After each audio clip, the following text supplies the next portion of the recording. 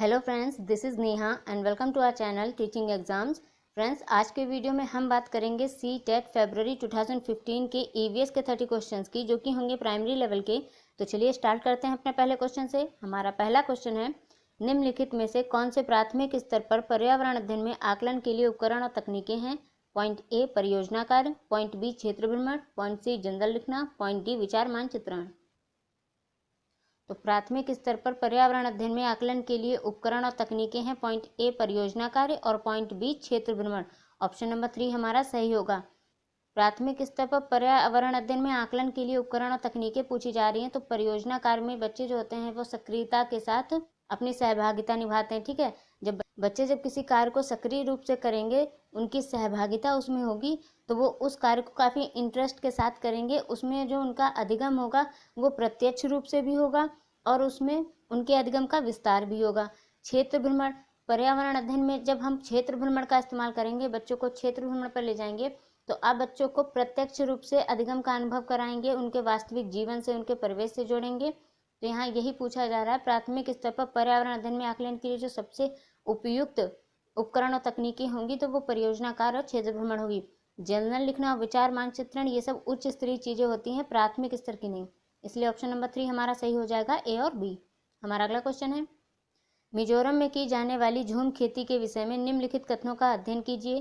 Point A, एक फसल को काटने के पश्चात भूमि को कुछ वर्षों तक खुला छोड़ देते हैं। पॉइंट बी, इस भूमि पर उगने वाले बांस और खरपतवार को काटकर जला दिया जाता है। पॉइंट सी, बीज बोने से पहले भूमि की गहरी जुताई की जाती है। पॉइंट डी, एक ही खेत में 3-4 भिन्न भिन्न प्रकार की फसलें उगाई जाती हैं। पॉइंट ई, आवश्यकता अनुसार रासायनिक उर्वरकों और कीटनाशकों का उपयोग भी किया जाता है। इनमें से सही कथन चुनने हैं हमें। तो सबसे पहली बात, अगर पूछा जाए झूम खेती कहाँ होती है, तो हमारा जवाब होगा मिजोरम में। फिर देखते हैं मिजोरम में की जाने वाली झूम खेती के विषय में कौन कौन से तथ्य इसमें सही हैं। तो एक फसल को काटने के पश्चात भूमि को कुछ वर्षों तक खुला छोड़ देते हैं, सही है। इस भूमि पर उगने वाले बांस और खरपतवार को काटकर जला दिया जाता है, सही है। बीज बोने से पहले भूमि की गहरी जुताई की जाती है, तो ये गलत है। एक ही खेत में 3-4 भिन्न भिन्न प्रकार की फसलें उगाई जाती हैं, हाँ सही है। आवश्यकता अनुसार रासायनिक उर्वरकों और कीटनाशकों का उपयोग भी किया जाता है, तो ये गलत है। तो पॉइंट ए, बी और डी हमारा यहाँ पर सही होगा। तो ऑप्शन नंबर 2 यहाँ सही होता है, ए, बी और डी। हमारा अगला क्वेश्चन है, पर्यावरण अध्ययन के शिक्षण से उन प्रक्रिया पर आधारित कौशलों को बढ़ावा दिया जाना चाहिए जो पूछताछ आधारित प्रत्यक्ष अनुभवों के केंद्र बिंदु हैं। निम्नलिखित में से कौन सा एक ऐसा कौशल नहीं है? नंबर 1 पूर्वानुमान, नंबर 2 निर्धारण, नंबर 3 निष्कर्ष निकालना, या फिर नंबर 4 अवलोकन। तो पूछा जा रहा है, पर्यावरण अध्ययन के शिक्षण से उन प्रक्रिया पर आधारित कौशलों को बढ़ावा दिया जाना चाहिए जो पूछताछ आधारित प्रत्यक्ष अनुभवों के केंद्र बिंदु हैं।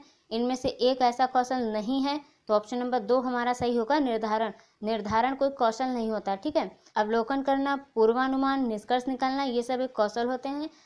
जब हम अपने अध्ययन क्षेत्र यानी पर्यावरण अध्ययन जो है, इससे रिलेटेड किसी भी चीज़ का अवलोकन करेंगे, तो अवलोकन करने के दौरान हमारे कुछ अपने विचार होंगे, उससे संबंधित विचार होंगे, तो अनुभव भी कुछ होगा। जब हम किसी चीज़ का अवलोकन करेंगे, उससे संबंधित विचार होंगे, अनुभव होंगे, कुछ पूर्वानुमान होंगे, तो हमारे अंत में कुछ निष्कर्ष भी निकलेंगे। तो ये सब क्या है? प्रत्यक्ष अनुभव के केंद्र बिंदु है, क्योंकि हम अवलोकन को प्रत्यक्ष ही करेंगे, ठीक है। तो एक ये कौशल नहीं है पूछा जा रहा, तो निर्धारण नहीं है, क्योंकि निर्धारण कोई कौशल नहीं होता। हमारा अगला क्वेश्चन है, राधा विभिन्न प्रकार के यात्रा टिकटों का उपयोग करती है। ऐसे टिकटों के उपयोग से निम्नलिखित में से किस संकल्पना पर प्रभावपूर्ण ढंग से चर्चा की जा सकती है? पॉइंट ए, अलग अलग साधनों से यात्रा करने पर यात्रा की लागत भी भिन्न होती है। पॉइंट बी, यात्रा की लागत उस वाहन द्वारा प्रयुक्त ईंधन पर निर्भर करती है। पॉइंट सी, सार्वजनिक परिवहन से एक स्थान से दूसरे स्थान जाने के लिए हमें टिकट चाहिए। पॉइंट डी, आरक्षण प्रक्रिया की समझ, सर्वाधिक उपयुक्त विकल्प चुनिए। तो हमें इसमें से विकल्प चुनने हैं। तो राधा विभिन्न प्रकार के यात्रा टिकटों का उपयोग करती है। ऐसे टिकटों के उपयोग से निम्नलिखित में से किस संकल्पना पर प्रभावपूर्ण ढंग से चर्चा की जा सकती है? तो अलग अलग साधनों से यात्रा करने पर यात्रा की लागत भी भिन्न होती है, सही है। जब हम अलग अलग साधन इस्तेमाल करेंगे तो लागत भी अलग होगी, ठीक है। यात्रा की लागत उस वाहन पर प्रयुक्त ईंधन पर निर्भर करती है, तो ये गलत है। सार्वजनिक परिवहन से एक स्थान से दूसरे स्थान जाने के लिए हमें टिकट चाहिए, तो सही है। आरक्षण प्रक्रिया की समझ, तो ये गलत है। हमें टिकट पर प्रभावपूर्ण ढंग से चर्चा करनी है। तो पॉइंट ए और सी हमारे सबसे उपयुक्त होंगे। तो ऑप्शन नंबर 3 हमारा सही हो जाता है, ए और सी। हमारा अगला क्वेश्चन है, प्राथमिक कक्षाओं के विद्यार्थियों को मानचित्र शिक्षण के लिए निम्नलिखित में से कौन सी युक्ति सर्वाधिक उपयुक्त प्रतीत होती है? नंबर 1, अध्यापक द्वारा श्याम पट्ट पर मानचित्र बनाना तथा शिक्षार्थियों को विभिन्न स्थानों की स्थिति बताने को कहना। नंबर 2, शिक्षार्थियों को निर्देश देना कि वे घर से भारत का मानचित्र लेकर आएं। नंबर 3, शिक्षार्थियों को एटलस दिखाना और विभिन्न स्थानों की स्थिति बताने के लिए कहना। नंबर 4, शिक्षार्थियों की सहायता करना कि वे अपने ही संकेतों का उपयोग करते हुए अपने निकटतम परिवेश का मानचित्र बनाएं तथा वस्तुओं की सापेक्ष स्थिति और दिशा पर ध्यान केंद्रित करें। तो प्राथमिक कक्षाओं के विद्यार्थियों को मानचित्र शिक्षण के लिए निम्नलिखित में से कौन सी युक्ति सर्वाधिक उपयुक्त प्रतीत होती है? तो ऑप्शन नंबर 4 हमारा सही हो जाएगा, शिक्षार्थियों की सहायता करना कि वे अपने ही संकेतों का उपयोग करते हुए निकटतम परिवेश का मानचित्र बनाएं तथा वस्तुओं की सापेक्ष स्थिति और दिशा पर ध्यान केंद्रित करें। देखिए, बच्चे जब अपने ही संकेतों का उपयोग करते हुए अपने निकटतम परिवेश का मानचित्र बनाएंगे, जो मानचित्र बनाएंगे उसमें वो अपने ही संकेत इस्तेमाल करेंगे, वस्तुओं की सापेक्ष स्थिति और दिशा पर ध्यान केंद्रित करेंगे, तो वो मानचित्र बनाना सीख जाएंगे, उसे पढ़ना समझ जाएंगे, दिशाओं का ज्ञान उन्हें आ जाएगा, वस्तुओं की जो सापेक्ष स्थिति होती है उसे भी वो पढ़ना समझ जाएंगे। इसलिए ऑप्शन 4 हमारा सही होगा। हमारा अगला क्वेश्चन है, कक्षा 5 की अध्यापिका माहिका चाहती है कि उसके विद्यार्थी आसपास के पौधों का अवलोकन करें। सार्थक अधिगम के लिए उसे बच्चों को क्या करने के लिए प्रोत्साहित करना चाहिए? नंबर 1, यह समझना कि पौधे भी सजीव होते हैं। नंबर 2, यह समझना कि पौधे हमारे लिए उपयोगी होते हैं। नंबर 3, अधिकतम पौधों के नाम लिखना। नंबर 4, उनकी ऊंचाई, पत्तियों, गंध और उगने के स्थानों में अंतर का अवलोकन करना। तो कक्षा 5 की अध्यापिका माहिका चाहती हैं कि उसके विद्यार्थी आसपास के पौधों का अवलोकन करें। सार्थक अधिगम के लिए उसे बच्चों को क्या करने के लिए प्रोत्साहित करना चाहिए? तो ऑप्शन नंबर 4 हमारा सही होगा, उनकी ऊंचाई, पत्तियों, गंध और उगने के स्थानों में अंतर का अवलोकन करना चाहिए। जब शिक्षक बच्चों को प्रोत्साहित करेंगे आसपास के पौधों का अवलोकन करने के लिए, तो बच्चों को विभिन्न प्रकार के पौधों की जानकारी होगी, उनकी ऊंचाई, पत्तियों, गंध, उगने के स्थानों में अंतर पता चलेगा। ठीक है, जब वो अवलोकन इन चीज़ों का करेंगे तो वो अपने वातावरण के साथ जुड़ेंगे भी, उनको जानेंगे भी, जिससे उनका जो अधिगम होगा वो सार्थक भी होगा और विकसित भी होगा। हमारा अगला क्वेश्चन है, प्राथमिक स्तर पर पर्यावरण अध्ययन पढ़ाने के लिए निम्नलिखित में से कौन सा पहलू सबसे महत्वपूर्ण होना चाहिए? नंबर 1, क्रियाकलाप संचालित करना तथा कौशलों का विकास करना। नंबर 2, आकलन में सफलता प्राप्त करना। नंबर 3, विज्ञान की आधारभूत संकल्पनाओं को समझना। नंबर 4, सीखने वालों को प्राकृतिक और सामाजिक सांस्कृतिक पर्यावरण से जोड़ना। तो प्राथमिक स्तर पर पर्यावरण अध्ययन पढ़ाने के लिए कौन सा पहलू सबसे महत्वपूर्ण होना चाहिए? तो ऑप्शन नंबर 4 हमारा सही होगा, सीखने वालों को प्राकृतिक और सामाजिक सांस्कृतिक पर्यावरण से जोड़ना। हम जब भी किसी सब्जेक्ट को पढ़ाते हैं या फिर किसी टॉपिक को सिखाते हैं, तो जब हम उसे अपने परिवेश या और सामाजिक सांस्कृतिक यानी वास्तविकता से, समाज से, संस्कृति से जोड़ते हैं, तो उसका जो अधिगम होता है वो प्रभावशाली होता है। और पूछा जा रहा है सबसे महत्वपूर्ण होना चाहिए पर्यावरण अध्ययन पढ़ाने के लिए, तो सीखने वाले को प्राकृतिक और सामाजिक सांस्कृतिक पर्यावरण से जोड़ना। हमारा ऑप्शन नंबर 4 यहाँ पर सही हो जाएगा। हमारा अगला क्वेश्चन है, प्राथमिक स्तर पर मानचित्रांकन सिखाने से शिक्षार्थियों में निम्नलिखित में से किस कौशल को बढ़ावा मिलता है? नंबर 1, साफ सुथरा रेखांकन। नंबर 2, गणनाएं और अनुमान। नंबर 3, माप के अनुसार चित्रण करना। नंबर 4, सापेक्ष स्थिति और दिशा बोध की जानकारी। तो प्राथमिक स्तर पर मानचित्रांकन सिखाने से शिक्षार्थियों में किस कौशल को बढ़ावा मिलता है? तो ऑप्शन नंबर 4 हमारा सही होगा, सापेक्ष स्थिति और दिशा बोध की जानकारी। देखिए, कोई भी मानचित्र होता है उसको बिना सापेक्ष स्थिति और दिशा बोध की जानकारी के नहीं बनाया जा सकता। जब बच्चों को आप मानचित्रांकन सिखाएंगे तो बच्चों में सापेक्ष स्थिति और दिशा बोध की जानकारी होगी, बच्चों को मानचित्र पढ़ना समझना आएगा, उसमें दी हुई सापेक्ष स्थिति और दिशा बोध की जो जानकारी होती है, जो दिशाएं होती हैं, उनको समझना वो सीखेंगे, तो मानचित्र को पढ़ने का कौशल उनमें विकसित होगा। हमारा अगला क्वेश्चन है, निम्नलिखित तालिका का अध्ययन कीजिए। तो यहाँ पर पेट्रोल का और डीजल का मूल्य दिया है। जून 2007 में पेट्रोल का मूल्य था 47 रुपये 74 पैसे और दिसंबर में हो गया 61 रुपये 33 पैसे। फिर डीजल का मूल्य दिया है जून 2007 में 35 रुपये 21 पैसे और दिसंबर 2014 में दिया है 50 रुपये 51 पैसे। उपरोक्त तालिका का अध्ययन करने के बाद कक्षा 5 के विद्यार्थी देवमीत ने अपनी नोटबुक में यह लिखा। पॉइंट ए, पेट्रोल डीजल की अपेक्षा अधिक महंगा ईंधन है। पॉइंट बी, पेट्रोल की अपेक्षा डीजल के मूल्य में वृद्धि का प्रतिशत अधिक है। पॉइंट सी, डीजल सस्ता है इसलिए सार्वजनिक परिवहन इस पर चलता है। पॉइंट डी, डीजल पेट्रोल से सस्ता ईंधन है, लोगों को डीजल वाली गाड़ियां खरीदनी चाहिए। निम्नलिखित में से कौन से सही हैं? तो हमें यहाँ पर ऑप्शन देखिए निष्कर्ष बताने हैं कि कौन से निष्कर्ष निकलते हैं उस तालिका के अध्ययन के द्वारा। तो डीजल सस्ता है इसलिए सार्वजनिक परिवहन इस पर चलता है, तो ये निष्कर्ष है, सही बात है। डीजल पेट्रोल से सस्ता ईंधन है और लोगों को डीजल वाली गाड़ियां खरीदनी चाहिए, तो ये भी निष्कर्ष ही निकलता है, तो डी भी सही होगा। तो सी और डी, ऑप्शन नंबर 2 हमारा यहाँ पर सही हो जाता है। हमारा अगला क्वेश्चन है, प्राथमिक कक्षाओं में पर्यावरण अध्ययन के लिए निम्नलिखित सभी सामान्य उपागमों का अनुपालन किया जाना है केवल इसे छोड़कर। पॉइंट ए, मूर्त से अमूर्त। पॉइंट बी, सरल से कठिन। पॉइंट सी, स्थानीय से वैश्विक। पॉइंट डी, अमूर्त से मूर्त। तो प्राथमिक कक्षाओं में पर्यावरण अध्ययन के लिए निम्नलिखित सभी सामान्य उपागमों का अनुपालन किया जाना चाहिए केवल इसे छोड़कर। किसे छोड़कर? तो ऑप्शन नंबर डी हमारा सही हो जाएगा। पॉइंट डी सही होगा, ऑप्शन नंबर 2 केवल डी। मूर्त से अमूर्त यानी ज्ञात से अज्ञात की ओर, नोन टू अननोन। सरल से कठिन की ओर, स्थानीय से वैश्विक ओर, ये सब प्राथमिक कक्षाओं में इस्तेमाल किए जाते हैं, लेकिन जो अमूर्त से मूर्त होता है ये प्राथमिक कक्षाओं में इस्तेमाल नहीं किया जाता है, इसलिए ऑप्शन नंबर 2 हमारा यहाँ पर सही होगा। हमारा अगला क्वेश्चन है, राष्ट्रीय पाठ्यचर्या रूपरेखा यानी एनसीएफ 2005 ने कक्षा 1 और कक्षा 2 के लिए पर्यावरण अध्ययन के किसी पाठ्यक्रम या पाठ्य पुस्तकों की संस्तुति नहीं की है। इसके लिए सबसे उपयुक्त कारण है, नंबर 1 पाठ्यक्रम का भार कम करने के लिए। नंबर 2 पर्यावरण अध्ययन केवल कक्षा 3 से आगे की कक्षाओं के लिए है। नंबर 3 कक्षा 1 और 2 के शिक्षार्थी पढ़ना लिखना नहीं जानते। नंबर 4 संदर्भ युक्त अधिगम परिवेश प्रदान करना। तो एनसीएफ 2005 ने कक्षा 1 और 2 के लिए पर्यावरण अध्ययन के लिए किसी पाठ्यक्रम या पाठ्य पुस्तकों की संस्तुति नहीं की है। इसके लिए सबसे उपयुक्त कारण होगा संदर्भ युक्त अधिगम परिवेश प्रदान करना। ऑप्शन नंबर 4 हमारा सही होगा। देखिए एनसीएफ 2005 के अनुसार कक्षा 1 और 2 के बच्चे पर्यावरण अध्ययन को पाठ्य पुस्तकों से उतने अच्छे से नहीं समझेंगे जितना कि उन्हें जब हम संदर्भ युक्त अधिगम परिवेश प्रदान करेंगे तब समझेंगे, इसीलिए ऑप्शन नंबर 4 हमारा यहाँ पर सही होगा। हमारा अगला क्वेश्चन है, एक अध्यापक को कक्षा 4 के विद्यार्थियों को हमारे देश के भोजन की सांस्कृतिक विविधताएं पढ़ानी है।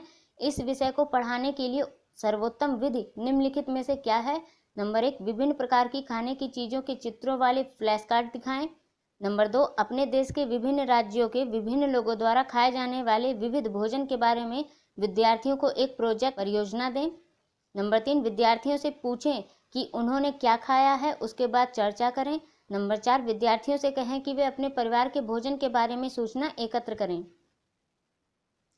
देखिए एक अध्यापक को कक्षा 4 के विद्यार्थियों को हमारे देश के भोजन की सांस्कृतिक विविधताएं पढ़ानी है। इस विषय को पढ़ाने के लिए सर्वोत्तम विधि पूछी जा रही है। तो प्रोजेक्ट परियोजना एक सर्वोत्तम विधि होती है किसी भी कॉन्सेप्ट को समझाने के लिए।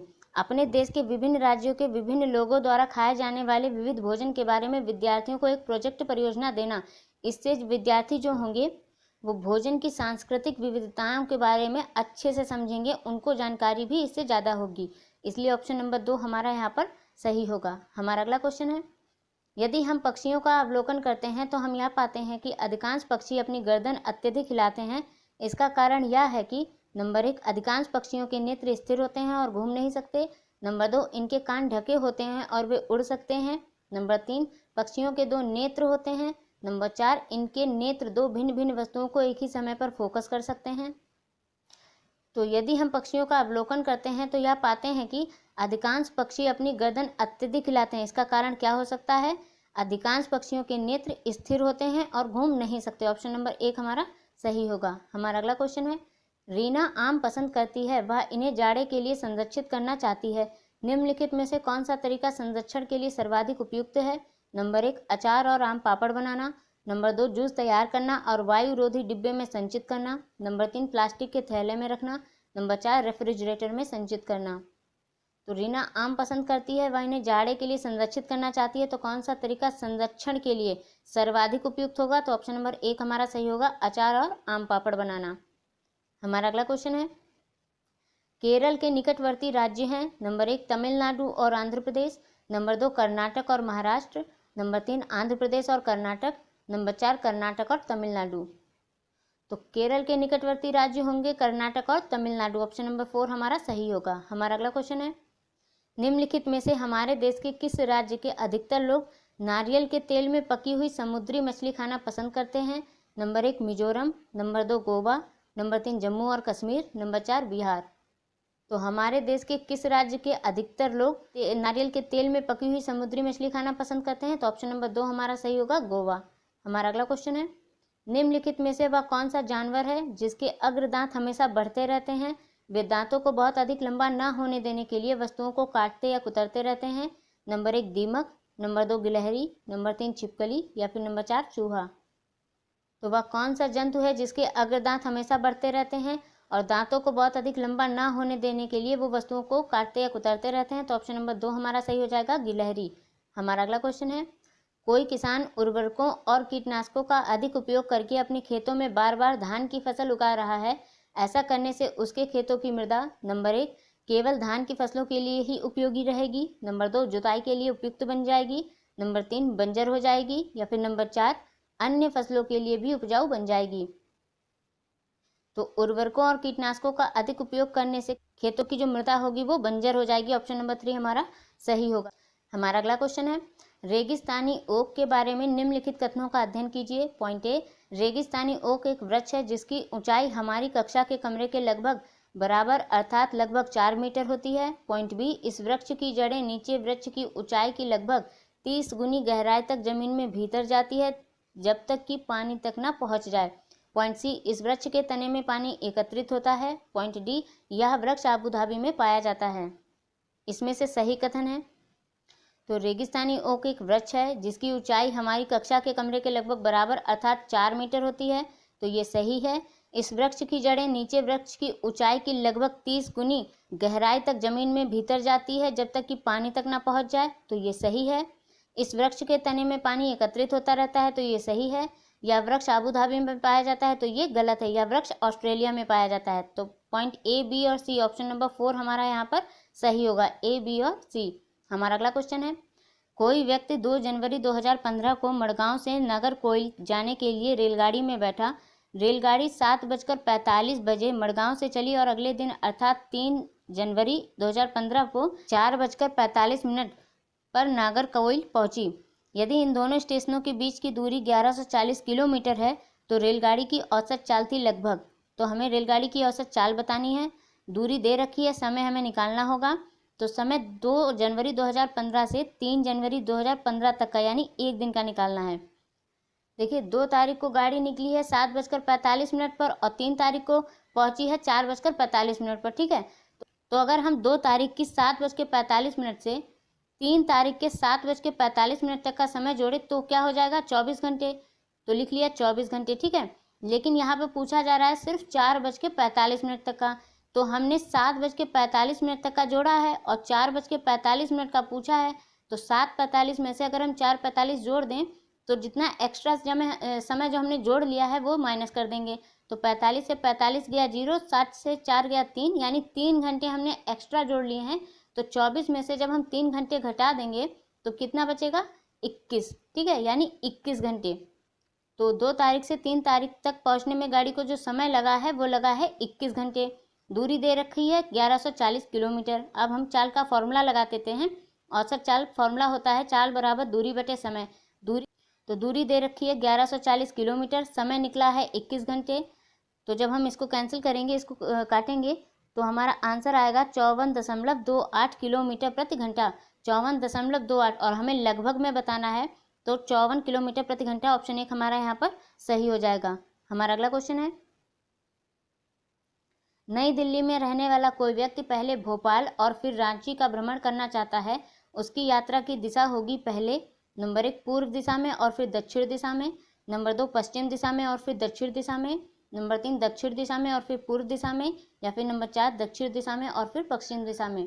तो हमें दिल्ली में रहने वाला कोई व्यक्ति पहले भोपाल और फिर रांची का भ्रमण करना चाहता है, तो उसकी यात्रा की दिशा होगी पहले दक्षिण दिशा में और फिर पूर्व दिशा में। ऑप्शन नंबर 3 हमारा यहाँ पर सही हो जाएगा। हमारा अगला क्वेश्चन है, नीचे दिए गए सभी जानवरों में से निम्नलिखित में से कौन सी विशेषता पाई जाती है। छिपकली, गौरैया, कछुआ, सांप, यानी इन सभी जानवरों में कौन सी विशेषता है जो पाई जाएगी। नंबर 1 ये अंडे देते हैं, नंबर 2 ये जहरीले होते हैं, नंबर 3, ये भूमि एवं जल दोनों में रह सकते हैं। या फिर नंबर 4, इनके शरीर सल्क से ढके होते हैं। तो छिपकली, गौरैया, कछुआ और सांप में जो एक ही विशेषता सेम पाई जाती है वो होती है ये अंडे देते हैं। हमारा ऑप्शन नंबर 1 यहाँ पर सही होगा। हमारा अगला क्वेश्चन है, प्राथमिक स्तर पर पर्यावरण अध्ययन के शिक्षण में कहानियों और कविताओं का प्रभावी ढंग से उपयोग किया जा सकता है। पर्यावरण अध्ययन में इनके उपयोग का मुख्य उद्देश्य है नंबर 1, कक्षा की विविधता की पूर्ति। नंबर 2, सीखने के लिए संदर्भगत वातावरण प्रदान करना। नंबर 3, पाठों को आनंददायक बनाना। नंबर 4, भाषिक कौशलों को बढ़ावा देना। तो प्राथमिक स्तर पर पर्यावरण अध्ययन के शिक्षण में कहानियों और कविताओं का प्रभावी ढंग से उपयोग किया जा सकता है। पर्यावरण अध्ययन में इनके उपयोग का मुख्य उद्देश्य होगा सीखने के लिए संदर्भगत वातावरण प्रदान करना। ऑप्शन नंबर 2 हमारा सही होगा, क्योंकि जब हम कहानी और कविताओं का प्रयोग करेंगे तो बच्चों में कल्पनात्मक शक्ति का भी विकास होगा और उनके मौलिक सृजनात्मकता में भी विकास होगा। हमारा अगला क्वेश्चन है, एक प्राथमिक स्तर की अध्यापिका जलाभाव के विषय पर अपनी कक्षा 4 के बच्चों को प्रभावपूर्ण तरीके से किस प्रकार आंकेंगी। नंबर 1, बच्चों को जल संरक्षण पर नारे लिखने के लिए कहकर। नंबर 2, उपरोक्त विषय पर लिखित परीक्षा का आयोजन करके। नंबर 3, यह पता करके कि उन्होंने अपने दैनिक जीवन में जल की बचत कैसे प्रारंभ की है। नंबर 4, जल संरक्षण पर पोस्टर बनाने की गतिविधि का आयोजन करके।